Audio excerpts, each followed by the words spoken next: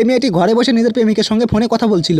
তখন তার পরনে ছিল কালো একটা স্কার্ট, কিন্তু সে মজা করে বলে উঠলো যে আমি এখন ঘুমানোর পোশাক পরে ফেলেছি। আশ্চর্যজনকভাবে কয়েক সেকেন্ডের মধ্যে তার পোশাক তখন বদলে সত্যি ঘুমানোর ড্রেস হয়ে গেল। প্রথমে সে ভেবেছিল এটা হয়তো কাকতালীয় ঘটনা, তাই পরীক্ষা করার জন্য আবার বললো যে আমার হাতে এখন একটা চকলেট আছে, আর সঙ্গে সঙ্গে তার হাতে সত্যিকারের একটা চকলেট চলে এলো। মেয়েটা তখন বুঝতে পারলো যে সে যা বলছে তাই সত্যি হয়ে যাচ্ছে। এদিকে ফোনের ওপাশে থাকা প্রেমিক তাকে বাইরে দেখা করার জন্য বলছিল, কিন্তু মেয়েটি তখন কোথাও যেতে ইচ্ছে করছিল না। তাই সে বললো যে আমি এখন আমার ছোট ভাইকে দেখাশোনা করছি।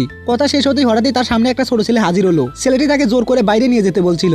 মেয়েটি তখন ভয় পেয়ে গেল, কারণ তার তো কোনো ছোট ভাই ছিল না। তাই সে আবার বললো যে আমার আসলে কোনো ভাই নেই। আর কথাটা বলতে ছোট ছেলেটি মুহূর্তের মধ্যেই অদৃশ্য হয়ে গেল। এবার মেয়েটি তখন নিজের শক্তি নিয়ে অনেক বেশি উত্তেজিত হয়ে পড়লো। কিছুক্ষণ পরে সে দেখলো যে তার চকলেট শেষ হয়ে গেছে। তাই হাসতে হাসতে বলে উঠলো যে যদি এক বালতি চকলেট পেতাম। আর অবিশ্বাস্যভাবে তার সামনে সত্যি এক বালতি ভর্তি চকলেট হাজির হয়ে গেল। ফোনের ওপাশে থাকা প্রেমিক তখন কিছুই বুঝতে পারছিল না। সে বারবার জিজ্ঞাসা করছিল যে তুমি এসব কি বলছো, কিন্তু মেয়েটি তখন না ভেবেই বলে ফেলে যে তুমি এখন অনেক বেশি খুশি। কথাটা বলার পরে সে হঠাৎ থেমে গেল, কারণ সে বুঝতে পারলো যে তার মুখ থেকে বের হওয়া প্রতিটি কথাই বাস্তবে সত্যি হয়ে যাচ্ছে, আর ভুল কিছু বলে ফেললে ভয়ঙ্কর কিছু ঘটতে পারে।